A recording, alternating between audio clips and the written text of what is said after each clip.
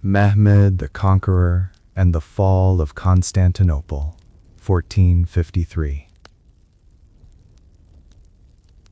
The city had survived 1,000 years of enemies, and on that April night in 1453, it believed it would survive one more. Constantinople lay under a thin veil of mist, its great walls stretching like the spine of a sleeping beast from the Sea of Marmara to the Golden Horn. Torches flickered along the ramparts, their flames bending in the cold spring wind. Inside the city, church bells had long fallen silent, not because there was no fear, but because there was too much. Fear had become a constant companion, like the smell of damp stone and incense that clung to every street. Beyond the walls, the earth trembled. It was not an earthquake, it was the sound of history moving. Mehmed, son of Murad, sultan of the Ottomans, stood on a rise of ground and watched the city that had haunted his dreams since childhood. Constantinople, the queen of cities, Rome of the East, the jewel that mocked every empire that failed to take it. Moonlight traced the outlines of its walls, and for a moment it seemed almost unreal, like a vision summoned from a storybook. But Mehmed knew better. This city was flesh and bone, stone and blood, and it was going to fall. He was 21 years old. Most men his age were still learning who they were. Mehmed already knew who he intended to become. Behind him, second sky fallen to the earth. Soldiers from Anatolia and Rumelia sharpened blades, murmured prayers, and told one another that this time would be different. They had heard such words before from other sultans, other commanders, but this time they believed them. Because this time, the sultan himself believed it. Mehmed had grown up listening to the city's name spoken in reverent tones. His tutors spoke of Constantine the Great, of Justinian, of domes that floated like heaven itself, of walls that had shattered armies and humbled kings. Some spoke of Constantinople as if it were protected by God himself. Others whispered that whoever conquered it would rule the world. Mehmed listened and remembered. As a boy, he was restless, sharp-eyed, impatient with mediocrity. He learned languages as others learned games: Turkish, Persian, Arabic, Greek, Latin. He studied mathematics, astronomy, theology, and the art of war, but it was history that truly consumed him. He read of Alexander crossing into Asia, of Caesar marching on Rome, of prophets and emperors who reshaped the world through will alone. And always there was Constantinople. When Mehmed first became sultan as a teenager, many thought him too young, too eager, too dangerous. They were not wrong. He was briefly removed from power, sent aside while older men tried to stabilize the empire. But Mehmed did not forget the humiliation. He studied, he waited, and when he returned to the throne in 1451, he returned with a single purpose sharpened like a blade. Inside the city, Emperor Constantine XI Palaiologos walked the walls in silence. He wore no crown. There was no need. His authority came not from gold or ceremony, but from the simple fact that he had not fled. He was the emperor of a shrinking world, ruler of an empire that was an empire only in name. Constantinople was all that remained, an island of stone surrounded by enemies and indifference. The emperor knew the odds. He always knew them. Western Europe had promised help before. It always promised help. But promises traveled slowly, and armies even slower. The city had fewer than 10,000 defenders, Greeks, Genoese, Venetians, and mercenaries, bound together by desperation rather than unity. They patched the walls, rationed food, and prayed that the Ottomans would tire, that disease or politics would force Mehmed to withdraw. They underestimated the young sultan. Weeks earlier, the Ottomans had done the unthinkable. They had dragged ships overland. The Golden Horn, Constantinople's natural harbor, was protected by a massive chain stretched across its entrance. For centuries, that chain had been enough. Enemy fleets were kept out. The seawalls remained untested. But Mehmed had looked at the hills behind Galata and seen not an obstacle, but a path. Under cover of darkness, logs were greased, roads prepared, and Ottoman sailors hauled ships across the land itself. When dawn broke, the defenders of Constantinople stared in disbelief. Enemy vessels now floated calmly inside the Golden Horn. It was as if the city's own shadow had betrayed it. Cannon roared day and night. Mehmed had brought with him weapons the world had never seen before. Massive bombards cast by a Hungarian engineer named Urban hurled stone balls heavier than any man could lift. When they struck the walls, the sound echoed like thunder across the Bosphorus. Cracks appeared where none had ever been before. The walls still stood, but they were bleeding. Each day, Mehmed rode among his troops, encouraging them, reminding them of the prize that awaited them, wealth beyond imagination, glory beyond death. The city that had defied Islam and empire alike would finally bow. And each night, Constantine prayed. He prayed not for victory, he prayed for strength, for dignity, for the courage to die as an emperor of Rome should.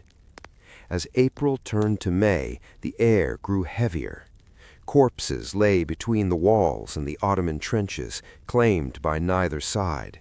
The smell of death mixed with smoke and salt. Soldiers on both sides dreamed of fire, of falling stone, of screams swallowed by cannon thunder. Mehmed dreamed of triumph. He walked among his generals and spoke calmly of the final assault. He had calculated everything, the morale of the defenders, the condition of the walls, the exhaustion of his own men. He knew that prolonged siege risked intervention. Time now was the enemy. The city had to fall soon. On the night before the final attack, Constantinople glowed with candlelight. A great procession moved through Hagia Sophia, the vast church whose dome seemed to hover between earth and heaven. Clergy and citizens alike filled the space with prayer and tears. Old men remembered past sieges and whispered that the city had survived worse. Younger men looked at the icons and wondered if God still listened. Emperor Constantine knelt among them, not as a ruler above his people, but as one of them. When he rose, his face was calm. Outside the walls, Mehmed ordered silence. No drums, no horns, only the wind and the distant sea. Then, just before dawn, he raised his hand, and the world broke open. The silence shattered with fire. Drums thundered across the Ottoman camp, their rhythm pounding like a giant heart awakened from sleep. Horns screamed into the darkness, and the night itself seemed to recoil as thousands of torches flared to life. Mehmed's army surged forward in waves, shadows turning into men, men turning into a living tide rolling toward the ancient walls. On the ramparts, defenders jolted awake to chaos. Bells rang, not in prayer now, but in alarm. Orders were shouted in Greek, Italian, and broken Turkish. Men grabbed spears slick with sweat, hauled crossbows into position, and peered down into a darkness filled with movement. Then the cannon spoke again. Stone balls slammed into the weakened sections of the Theodosian walls, tearing loose centuries of masonry. Dust and debris burst upward like smoke from the earth's wounds. Where the walls had once stood proud and unbroken, gaps now yawned like open mouths. Mehmed watched from horseback, his eyes never leaving the breaches. He had planned this moment with the precision of a mathematician. First would come the irregulars, the Azabs, lightly armed men sent to exhaust the defenders. Their lives were cheap in the cold arithmetic of war. After them would come the Anatolian troops, better armed, better trained. And finally, when the walls were cracked and the defenders bleeding, he would unleash the Janissaries, the elite, the unstoppable. They ran now, the Azabs, shouting prayers and curses as arrows rained down upon them. Boiling oil poured from the walls, stones crushed skulls. Men fell screaming, trampled by those behind them. Still they came, climbing ladders, scrambling over rubble, dying by the hundreds. Above them, Constantine XI fought like a man already dead. He moved along the walls without armor, heavier than any other soldiers, striking where the fighting was thickest. He shouted encouragement, cursed cowardice, dragged wounded men back from the edge. He knew this was the final hour. There would be no retreat, no miracle, no last-minute fleet rising from the sea. Only resistance. Near the gate of St. Romanus, the fighting grew desperate. This was where the walls were weakest, where Urban's cannons had pounded day after day. Genoese commander Giovanni Giustiniani stood there, rallying his men, his presence alone holding the line together. Arrows protruded from shields like black feathers. Blood soaked the ground until it turned slick beneath their feet. Then Giustiniani fell. A shot, some said from a cannon fragment, others from a bolt, tore into his side. He collapsed, screaming in agony. His men rushed to him, lifting him from the wall despite his protests. When word spread that their leader had been wounded and carried away, something inside the defenders broke. Fear moved faster than any army. Men began to withdraw from the breach, just a step at first, then another. Constantine begged them to stand, shouted that the city still lived as long as they did. But panic does not listen to emperors. Mehmed saw it. He raised his hand again. The Janissaries advanced. They came in disciplined silence, shields locked, armor gleaming in the early dawn light. Their drums beat slower now, deliberate, relentless. Where the Azabs had charged wildly, the Janissaries moved like a single creature, unstoppable and precise. Arrows struck their shields and fell harmlessly. They reached the breach and climbed over the rubble as if the walls themselves were yielding to them. At the same time, a small gate, Cercoporta, stood open. No one would ever know who left it that way. A careless guard, a forgotten patrol, fate itself slipping its finger into the smallest crack.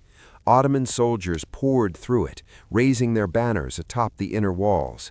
A cry rose across Constantinople. "The Turks are inside!" That cry was the death sentence of an empire. Defenders who had fought for weeks threw down their weapons and fled toward the city's heart.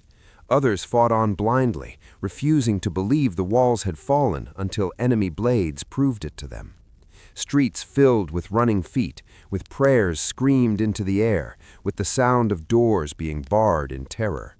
Constantine XI stood at the breach and knew it was over. He tore the imperial insignia from his armor. There would be no emperor captured alive, no Roman paraded in chains. He drew his sword and charged into the press of Ottoman soldiers, vanishing beneath helmets and blades, swallowed by history itself. No one saw him fall, but he never rose again. By mid-morning, Ottoman banners flew from the walls. Mehmed entered the city on horseback, riding through the gate of St. Romanus. He was 21 years old, and the greatest city of the medieval world lay at his feet. Constantinople burned. Smoke rose in black pillars as soldiers looted homes, seized treasures, dragged captives into the streets. The screams of women and children echoed between stone buildings that had once heard the voices of emperors and saints. Churches were broken open, icons smashed, gold stripped from altars that had stood for centuries. Mehmed rode on in silence. When he reached Hagia Sophia, he dismounted.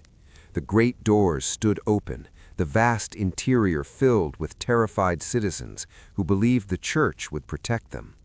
Mehmed stepped inside and looked upward at the immense dome, at the mosaics shimmering faintly through smoke and dust. For a long moment, he said nothing. Then he ordered the looting to stop. The city was his now, not to destroy, but to claim. An imam was brought forward, a prayer was spoken. Hagia Sophia became a mosque, and the sound of Islamic prayer rose beneath a dome that once echoed with Christian hymns. The transformation was complete, swift, irreversible. That evening, Mehmed stood overlooking the Bosporus. The sea reflected the fires of the city like a field of stars fallen into darkness. He thought of Alexander, of Caesar, of the emperors who had ruled from this city and failed to save it.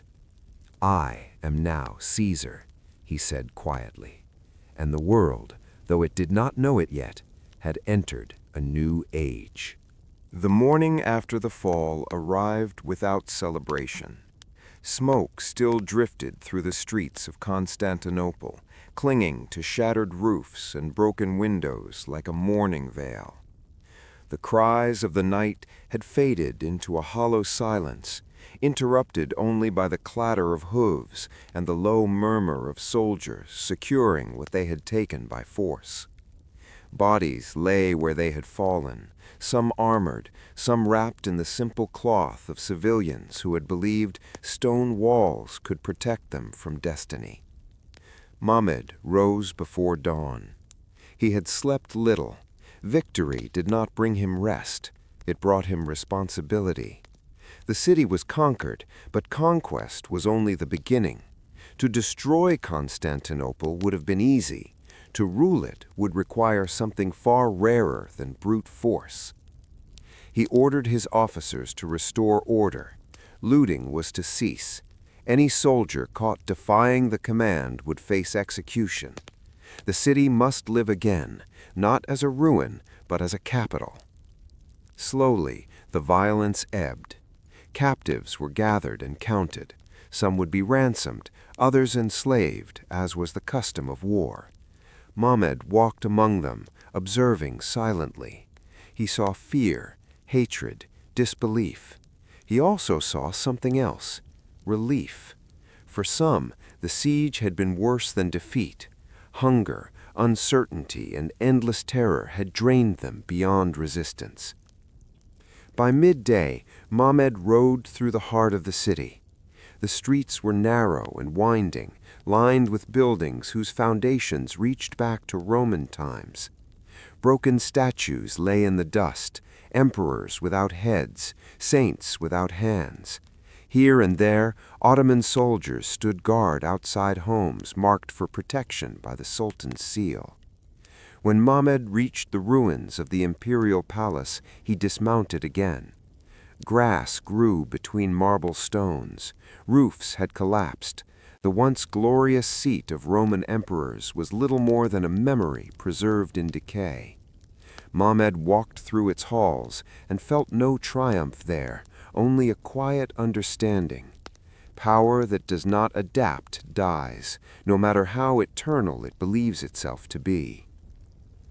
That afternoon, messengers rode out in all directions, to Anatolia, to the Balkans, to distant courts in Europe and the Islamic world. They carried the same message. Constantinople had fallen. The unthinkable had happened. The city that had stood since the age of Constantine the Great was now Ottoman. The world trembled. In Rome, bells rang in grief.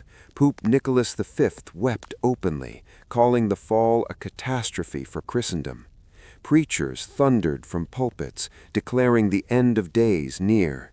Kings spoke of crusades that would never fully form. Too divided, too slow, too consumed by their own wars, Europe could only mourn what it had failed to save. In the Islamic world, prayers of thanksgiving rose from Cairo to Samarkand. Poets praised Mehmed as a second Alexander, a chosen ruler destined to fulfill prophecy. Scholars debated the meaning of the conquest, seeing in it both divine favor and a challenge to rule justly over conquered peoples. Mehmed listened to all of it and remained unmoved. He was already thinking ahead. He declared Constantinople the new capital of the Ottoman Empire and renamed it Istanbul, though the old name would linger on tongues for generations. He invited Greeks, Armenians, Jews, and Muslims alike to repopulate the city. Homes were offered, markets reopened, life, cautiously, began to return. The Sultan understood something few conquerors ever had. A city lives not through fear alone, but through opportunity. Greek scholars who remained were protected, churches were allowed to function, the Orthodox Patriarchate was restored under Ottoman authority, its leader made responsible for his people. It was not mercy born of softness, it was control born of intelligence. Mehmed wanted an empire, not ashes. Weeks passed, the scars of siege began to fade beneath the rhythm of rebuilding. New mosques arose alongside ancient churches. Ottoman banners fluttered where imperial eagles once stood. The call to prayer echoed across the Golden Horn, mingling with the sound of shipbuilders and merchants bargaining in dozens of languages.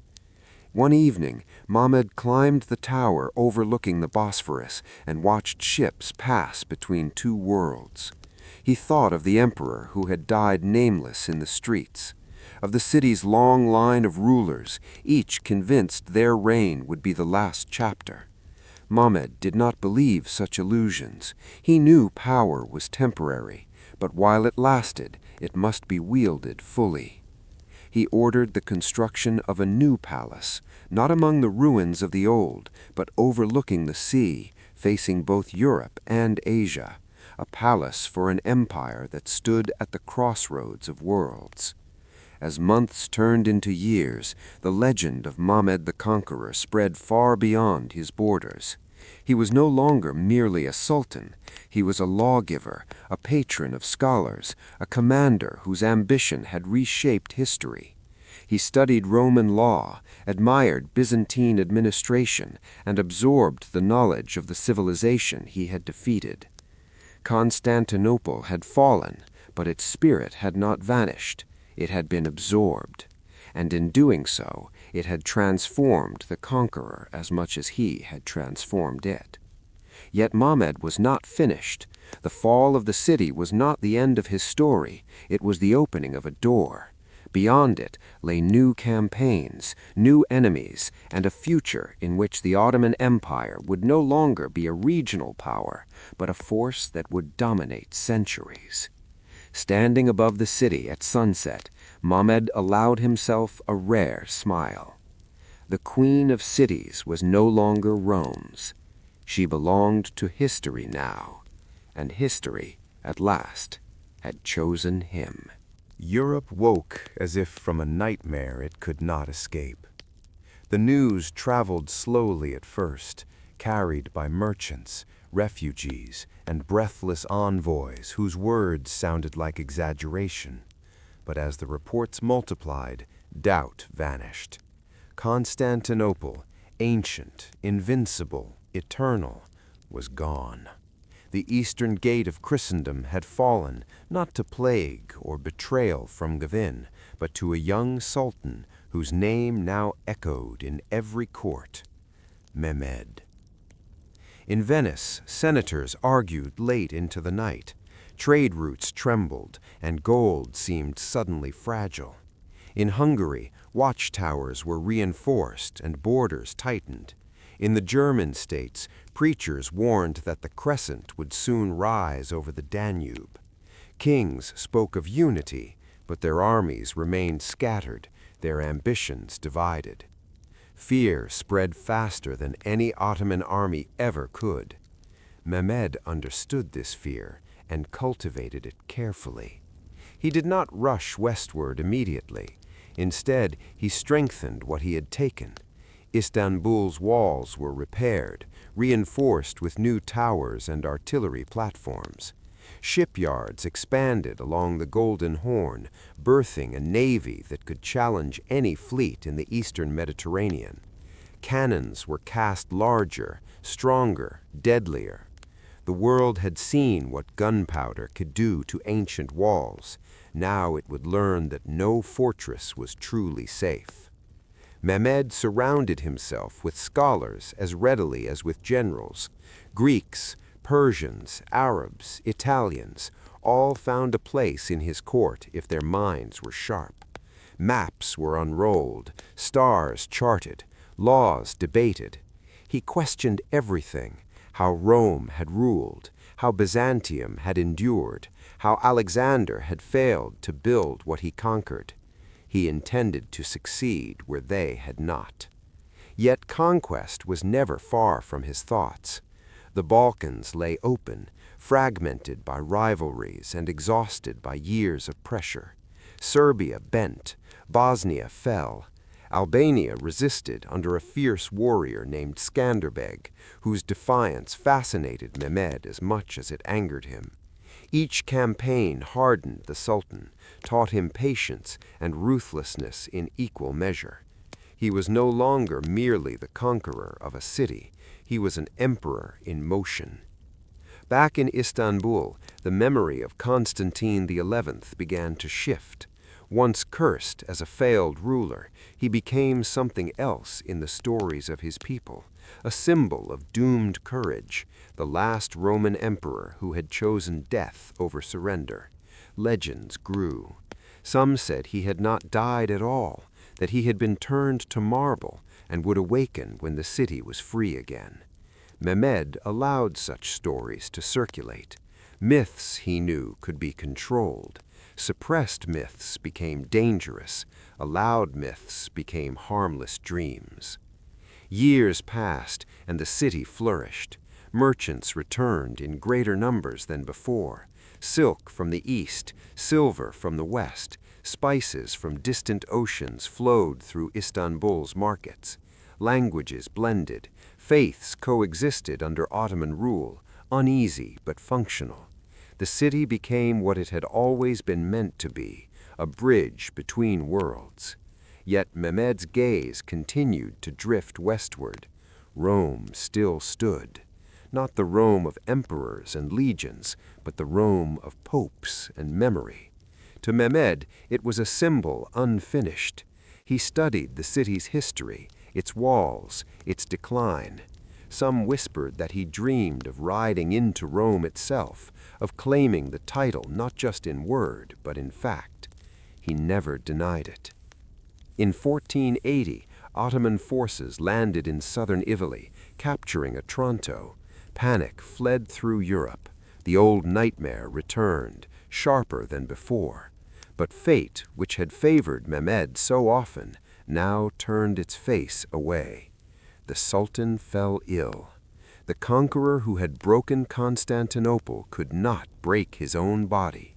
In 1481, at the age of 49, Mehmed died, leaving behind an empire vast, wealthy, and still hungry. His sudden death halted the march westward, but it could not undo what he had accomplished. The world Mehmed left behind was not the world he had inherited. Constantinople's fall had shattered the medieval balance. Trade routes shifted. Scholars fled west, carrying ancient texts that would help ignite the Renaissance. Gunpowder warfare transformed how wars were fought, how cities were built, how kings ruled. 1453 became more than a date. It became a dividing line. After Mehmed, the Ottomans would rise higher still, ruling lands across 3 continents. Europe would adapt, reform, and eventually push back. But the age of unchallenged walls, of invincible cities blessed by God, was over forever. In Istanbul, the sun still rose over the Bosporus as it had for millennia. Ships still crossed between continents. People still lived, prayed, argued, and dreamed within walls that had witnessed the fall of empires. The city endured, not as Constantinople, but as something new, shaped by conquest, tempered by ambition, and bound forever to the name of a young sultan who had dared to believe that history could be conquered. Mehmed the Conqueror had taken a city. In doing so, he had taken an age. Long after the fires were extinguished and the rubble cleared, the fall of Constantinople continued to echo in lives far removed from the walls where it had occurred. In a small village near Florence, a Greek scholar named Demetrios arrived with little more than a chest of manuscripts and the memory of a city lost. He spoke of Plato and Aristotle with a grief that made his listeners lean closer, as if ancient voices themselves were speaking through him. The books he carried, rescued from monasteries and private libraries before the final assault, would find new homes in Italian universities. There they would whisper forgotten ideas into eager minds, helping to awaken a cultural rebirth Europe would later call the Renaissance. Demetrios never returned east. He died years later in Italy, still dreaming in Greek, still seeing Hagia Sophia's dome in his sleep. In Istanbul, a boy born the year after the conquest grew up never knowing Constantinople at all. To him, the city was always Ottoman. He learned to pray facing Mecca, to trade in crowded markets where accents from 3 continents collided. His father, a carpenter, helped rebuild houses along streets once lined with imperial villas. The boy grew into a man who believed the city had always belonged to the sultan, that it was natural for the world to pass through Istanbul's gates. History, he would learn, depends on where one is born. Across the sea, in Spain, sailors listened to rumors carried by Genoese merchants. The Ottomans controlled the old routes to Asia now. Spices were expensive, silk scarcer, gold flowed eastward. Some began to wonder whether there were other paths, routes across unknown oceans, routes no empire yet controlled. A generation later, ships would sail west into darkness, chasing dreams born indirectly from a city's fall. Mehmed's shadow lingered over all of it. Though dead, he remained present in law and stone. His reforms shaped how his successors ruled. His vision of a multi-ethnic, centralized empire allowed the Ottomans to govern lands from Hungary to Arabia. His capital became a magnet for talent and ambition, drawing the clever and the ruthless in equal measure. Yet, even as the empire grew, the memory of what had been lost did not fade. In hidden corners of Istanbul, elderly Greeks told children stories of emperors and miracles, of angels who had once guarded the walls. They spoke softly, knowing the world had changed. Their stories were not calls to rebellion, but acts of remembrance, proof that identity could survive even when power did not. Time moved on. The walls that had once seemed eternal became relics. Cannons grew stronger, fortresses thicker. Empires learned, adapted, rose and fell.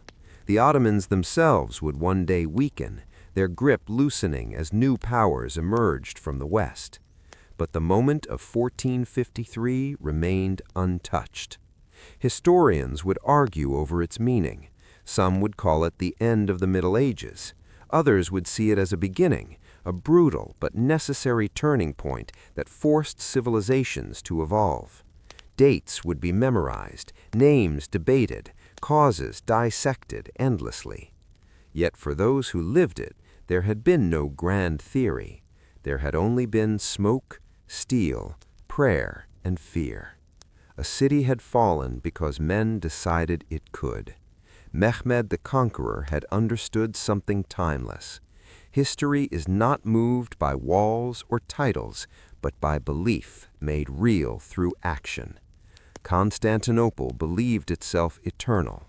Mehmed had believed otherwise. Belief won. Centuries later, travelers would stand on Istanbul's hills and look out over the Bosphorus, watching ships pass as they always had. Few would remember the screams, the blood, the final charge at dawn. Fewer still would remember the young emperor who vanished beneath a press of soldiers, or the young sultan who claimed an ancient crown. But the city would remember. In stone and street, in prayer and trade, in the meeting of continents and cultures, Istanbul carried within it the layered memory of conquest and survival. It was a city built not once, but many times over, each age leaving its mark, each ruler believing his chapter would be the last. None ever were. And so, the story of Mehmed the Conqueror and the fall of Constantinople did not truly end in 1453. It continued, in every border redrawn, every cannon forged, every ship that sailed in search of a new world, because an old one had changed forever.